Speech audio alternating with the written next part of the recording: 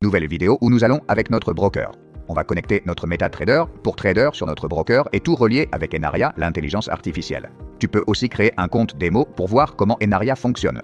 Je ne l'ai pas mentionné, mais tu as un mois gratuit avant de décider si tu veux continuer avec les abonnements pour cette technologie. D'accord ? C'est ça qui donne confiance, car si la technologie ne marchait pas, il ne t'offrirait pas ce mois gratuit, non ? On t'encourage à l'essayer via nos liens.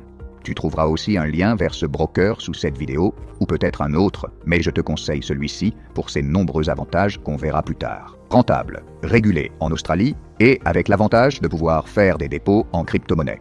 Pour nous, c'est très avantageux, car nous pouvons le faire depuis notre portefeuille froid, ce qui présente certains avantages que je n'expliquerai pas ici et que vous pouvez tenir pour acquis, non ? Alors, bon, commençons par le début. Bien, sur l'écran principal, cliquez sur Démarrer et ici, vous devrez remplir ces champs avec vos données personnelles. L'email, le même que vous avez mis dans Enaria, d'accord ?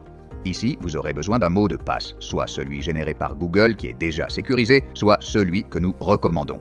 C'est super important. Tous les mots de passe doivent être sauvegardés, que ce soit sur papier ou sur ordinateur, et respecter toutes ces exigences. Il faut entre 8 et 16 caractères avec au moins une lettre majuscule de A à Z et une minuscule.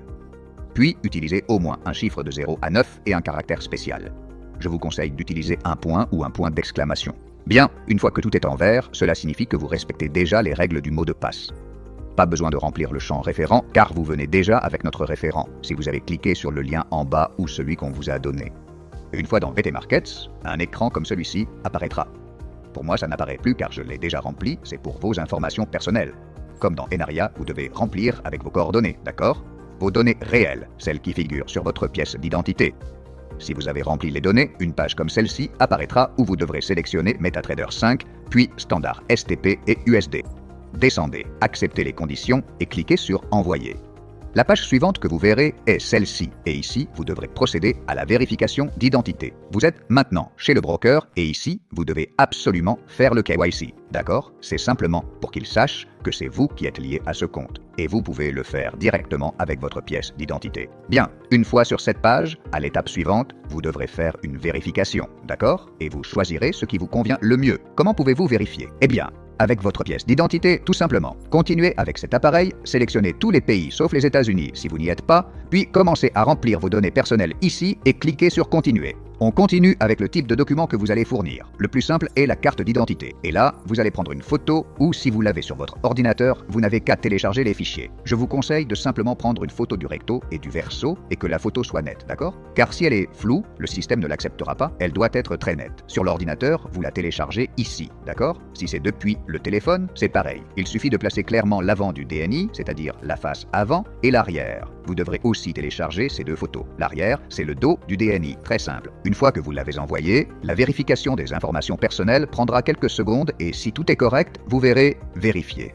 Bien, c'est fait, vous l'avez. Votre profil est vérifié, les photos sont bonnes, donc félicitations. Vous avez maintenant votre fournisseur de liquidité. Bon, maintenant c'est très facile. Ce qu'on va faire, je vous encourage à explorer toute la plateforme, d'accord ? On fera une vidéo expliquant chaque partie, mais pour l'instant ce n'est pas nécessaire. On veut mettre la technologie et l'IA au travail avec notre argent. Ce qu'on va faire ici en haut, c'est déposer et ici on va mettre par exemple 1000 $, d'accord ? Tout d'abord, je dois dire qu'on a mis 1000 $ car pour ces essais gratuits d'un mois, il faut entre 1000 et 3000 $, d'accord ? C'est comme ça pour l'instant, on va le faire avec le minimum qui est actuellement 1000. Je ne sais pas s'ils créeront un pool pour que des gens puissent contribuer et 300 $, 200 $ dans un pool commun, mais pour l'instant, faisons comme ça. Le processus sera le même. Ici, comme vous verrez, il y a plein de crypto-monnaies pour déposer de l'argent et aussi via Apple Pay. Je pense que ce broker est idéal pour ceux qui ont des cryptos, car on peut l'alimenter facilement avec tout ça. On peut aussi utiliser une carte bancaire et autres, mais bon, nous avons utilisé dans ce cas USDC Arbitrum depuis notre portefeuille froid.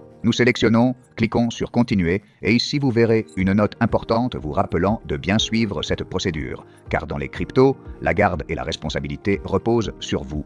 Il n'y a pas de banque derrière. Donc, assurez-vous bien que c'est à ce portefeuille que vous envoyez vos fonds. Vérifiez toujours les premiers et derniers chiffres, puis allez dans votre portefeuille, collez l'adresse, faites un retrait et envoyez le montant souhaité, bien sûr dans ce que vous avez choisi, USDC sur Arbitrum. Arbitrum est la blockchain et USDC est la monnaie, le token qui vaut $1.